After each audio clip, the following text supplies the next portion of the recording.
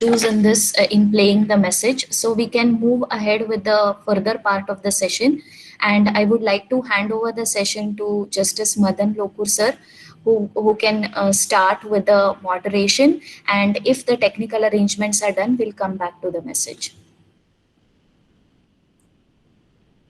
Sir, you are on mute. Okay. Thank you, Varsha. Yes, thank you, sir. Thank you. As a part of the moderation of the program, there are, a couple of questions, one question each that I would like to ask the panelists. So let me start with Justice Sikri. Justice Sikri, what do you think we in India need to do to increase the number of judges who are differently abled? What do you think could be a plan of action? You see, I think it's a very important question, and the fulcrum of the theme of this session. As we have seen, and I've seen the journey insofar as conferment of the rights or enforcement of the rights of disabled persons, or I would say differently abled person, as Jaggi has rightly pointed out. In my judgments, I've always used that expression, of course, but yeah, it should be used always. For differently abled persons, it's the mindset. And in the beginning, if you see, everywhere, I still remember it was way back in the year 2000, yeah. I had hardly been judged for 1 year. And when I was given this service roster, I found that, and the first case which came to me of Delhi University, which was pending for some years, and where there was no reservation. There was no, they were not making any reservation, although the 1995 Act had already come into force. So therefore, then I realized that, look, and the way it was argued, adversarial position which was taken by the Council for Delhi University also, saying that no, it is not needed, because they will not be able to discharge this function. And that was, of course, one judgment, my very first judgment, but that was my brush with the rights of disabled persons also, or differently abled person also, when I started reading more and more about it. Frankly speaking, before that, even I had not seen much about as far as their rights are concerned. But that, sensitized me. Thereafter, sitting in that roster, I could decide in 1 year 5 or 6 cases. And I remember they were from different categories, etc. As I told you, the cases came to me where sports persons are not given their rights. Even the, those teachers in sports, those who they had passed the exam, etc., they had to come to the court because they were not appointed. And visually impaired person, as I said, the IS, who had cleared. Jaggi has narrated his experience. Of course, I feel it is better for us or the system that he did not join UPSC, and he has come to this system, and he'll lead as an example insofar as judiciary is concerned. But what I'm trying to say is that over a period of time, maybe by the judgments, awareness has been brought as far as the policy makers are concerned, that look, these persons are capable of performing. And therefore, this kind of awareness now has to go insofar as, and the mindset has to be changed insofar as judicial service is concerned. We have in our, of course, because it's Article 19(1)(g), and right to profession is a fundamental right. So nobody can stop a person to practice as an advocate, even if he is differently abled person. He or she has to, yes, overcome his own difficulties and shine. And we have many examples thereof, even of visually impaired persons. So therefore, first thing which I feel is that the awareness, policymakers, and even sensitization to this extent, because of the judgment in Tamil Nadu, it has to come to as well, even as judges, because judges have also to realize. And this awareness can be, and I must appreciate or admire the the step which Rahul has taken by interviewing 22 judges who fall in this category, are judges or lawyers, and how they have overcome their handicapness and have really, made their mark in their respective fields. And many visually impaired judges, insofar as judges of other kind of disability is concerned, there may not be much of a problem. Like Mr. Jaggi is itself an example who has been appointed, and as he has rightly said, in Delhi there is a reservation. It has to be in all, so that is not a problem. Problem may be insofar as visually impaired persons are concerned. What I feel is that first thing which is to be said, that look, insofar as the appellate judiciary is concerned, High Court or Supreme Court, there is not going to be any problem. The two judges who have told us today only, and have said that how they have been, Justice Benson and Justice Gold, that how they have been able to do this job, and what kind of support which is needed and they have been given, and on the basis of which they have been able to do that. So this kind of awareness has to become, mindset has to be changed. That is the first thing. Second thing is that yes, now judgment has come insofar as lower judiciary is concerned of the Supreme Court. So that may be a long drawn process when the judgment, the court rethinks and does its job and do in that sense. So therefore, what I feel is that law is there. There's no doubt about it. Now, enabling the law and enforcement of law is the question. And for that, it is the mindset which has to be changed. So the sensitization is to be done. And I think for doing that, in the beginning, another step which is coming to my mind is, which is said by other speakers also, and I also said, that today there are so many scientific gadgets, etc., which are available. Why not start first and show that it is demonstrated to the judiciary as well, that these persons, if a person who is visually impaired can argue in the court with the help of all those gadgets. So why not such a person is able to do the job of a judge as well, with the help of such a scientific methods. And another thing which when it comes to the sensitization is that, and which is said by other speakers and very rightly, eloquently, that look, we are in a better position to understand the difficulty of disabled persons or differently abled persons. So therefore, according to me, law is there in place, because there is no provision in any law which debars a person from making, if a person is visually impaired, from becoming a judge. So if that law is there, it is only the enforcement of that law and right mindset which is needed, and we should take all those steps to do that. Thank you. Varsha, we have with us Haben Garma. I think I hope I've pronounced her name properly. Yes, sir. Yeah, she's one of the panelists. Would you like to invite her to speak, or how would you like to go about it? Sir, actually, she has joined us, so I would like to welcome her. But we are going to have a separate event with her. Okay. Yeah, we have a fireside chat scheduled with her, so we'll start that as soon as this ends. Okay, fine. Yeah. Thank you. Thank you. Well, In 1 minute, welcome. the judges about the Haben. Introduce her briefly. Yeah. Okay. Now, I don't know if Justice Bernstein is with us. Is he still with us? Yes, sir. He's there. Oh, He's there, sir. Yes, sir. Okay. Yeah. Justice Bernstein, I would like to ask you, what kind of changes in policies do you think would help, first of all, in the recruitment of judges? I know you have mentioned about election of judges.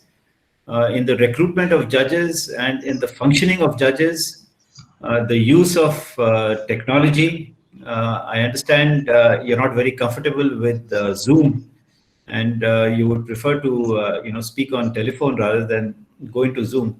So what are the kind of changes in policies that you visualize would help the judiciary?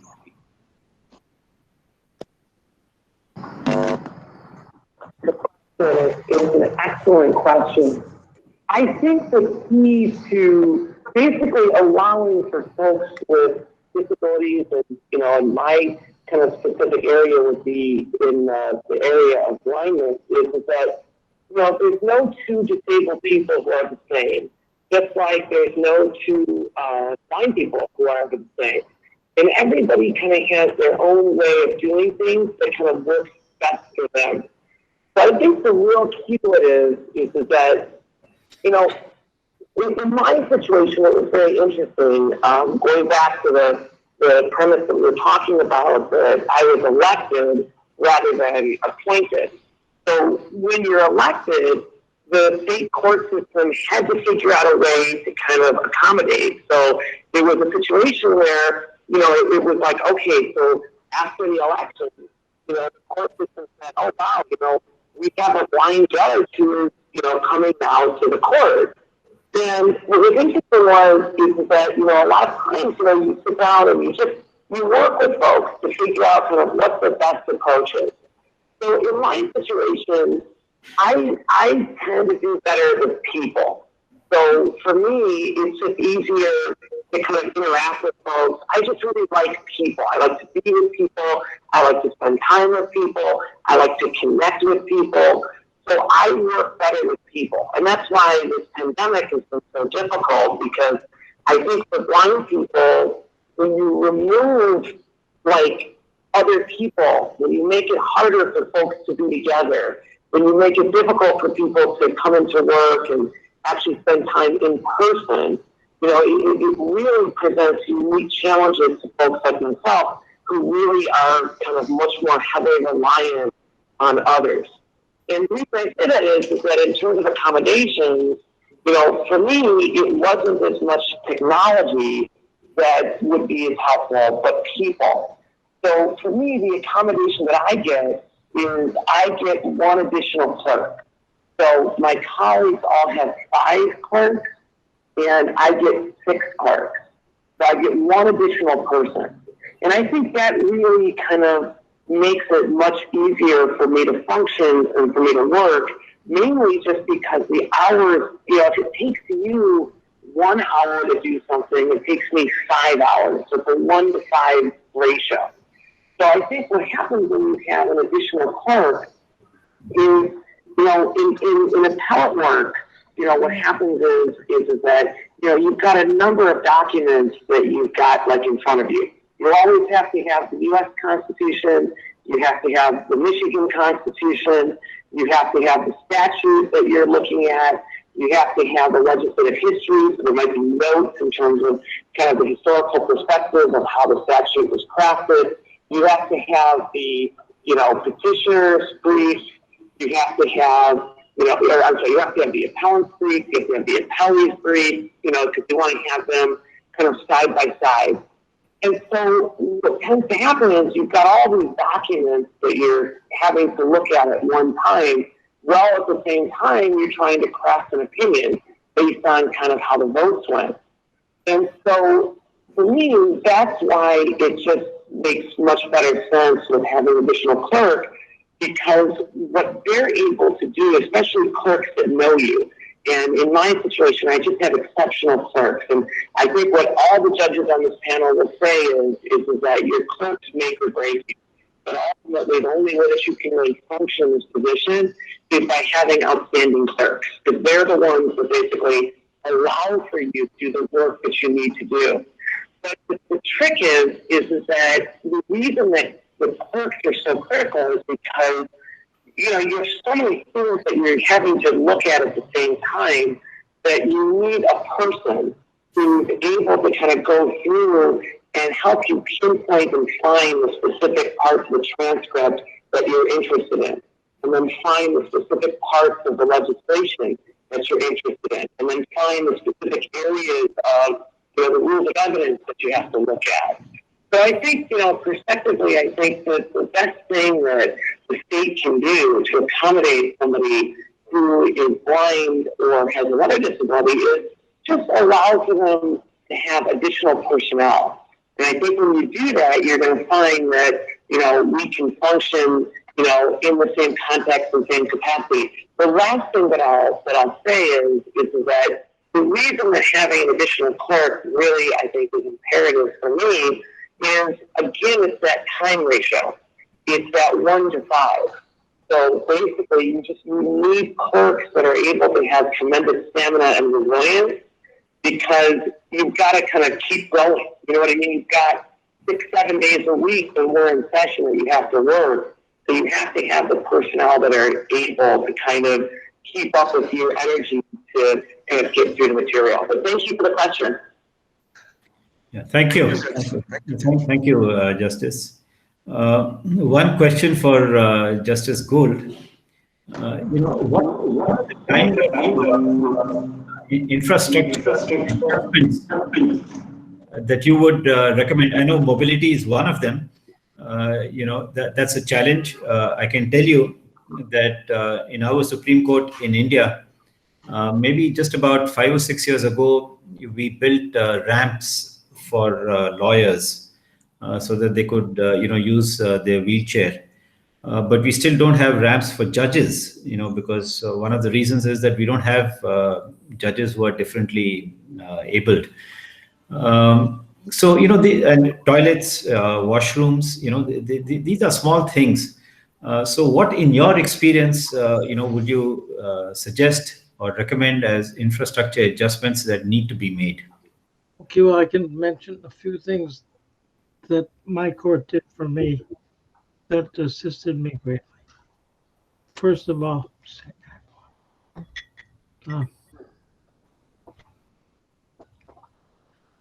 when I first started being a judge, with my MS, I could walk. I had no problem with canes getting up to my chamber. But finally, there came a time when I couldn't do that, and I had to be in a wheelchair. And similarly, at the start, I could run my wheelchair and get through many areas. But finally, my hand mobility died out, and I had to have someone else running the wheelchair.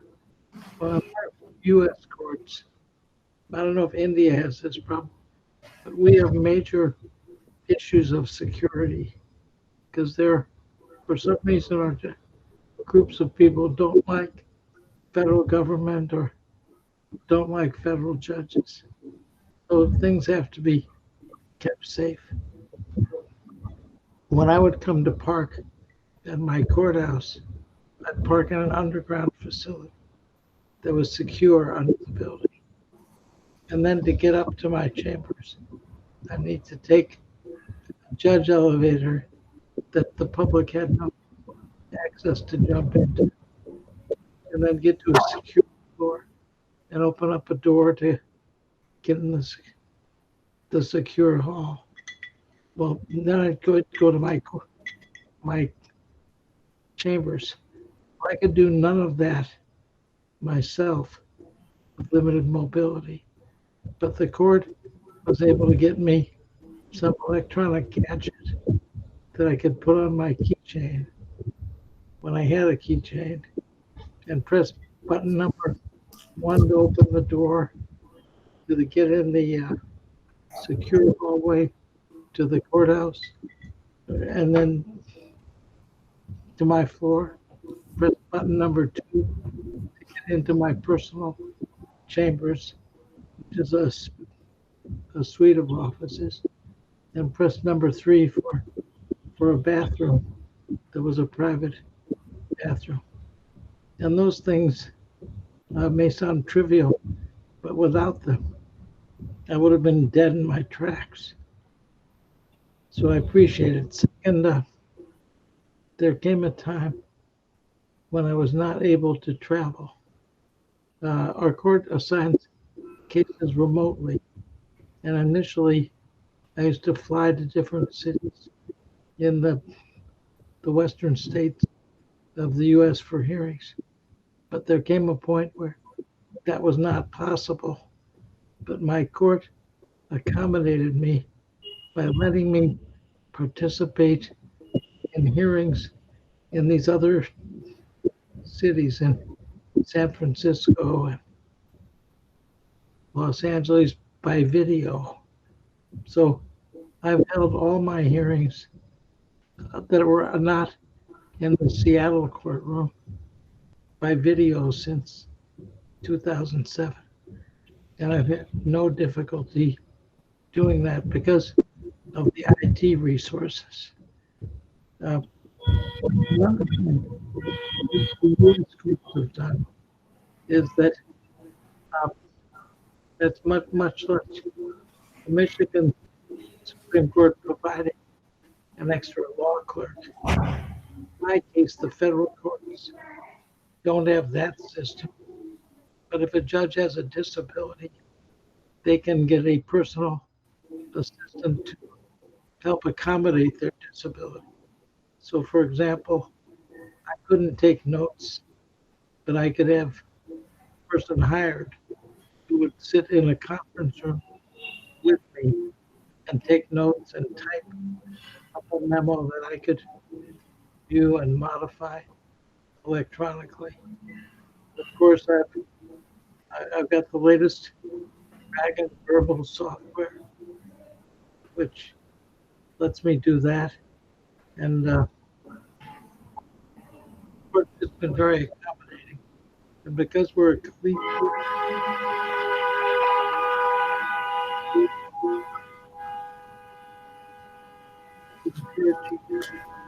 you on your course, trying to develop तो introduce करणार आहे की आपण करायचं ma'am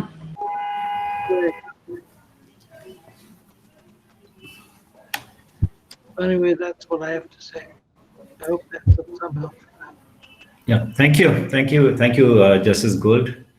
One question for Judge Jaggi. Justice Sikri had spoken about mindset change, right?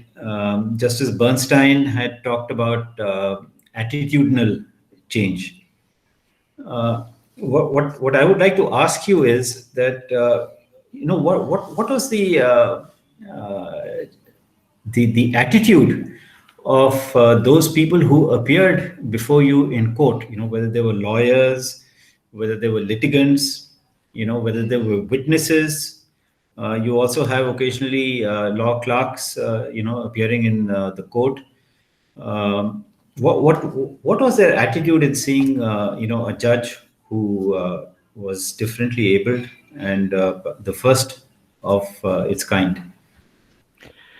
I'll take that question, sir. So the very first day, that takes me to the very first day when I walked in the courtroom. So I do remember many eyes were gazed, they were fixated at me and looking at me. But so far, I have not received any, I would say, the comment or the gaze, which I do remember as a lawyer. It fixated me the entire courtroom. That I would, let us say, a person next would look at me and would be there and would leave me outside the door.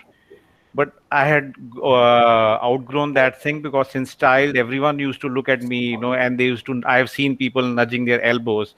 But so far, like when you sit on a dais, I'm on an elevated place. I have not observed anyone, but yes, at times I have seen that I have to put my foot down to the witnesses, that I will not take it lightly. So what I do for that is I keep my hands folded. This is, I think, all justices' pictures. That's what I've learned. So I keep my hands folded and they can see very well who I am and what it's like. But I have not had any nasty experience on that. But I would say that, yes, certainly we need to get rid of that gaze. The change of attitude is required a lot. As a lawyer, I have had bad experiences, but they are all part of learning. I've evolved on them, but not as a judge so far. So I would say that I've only been a judge for 2.5 years. So I still have to catch up on that if I would have any experience on that. Okay, thank you.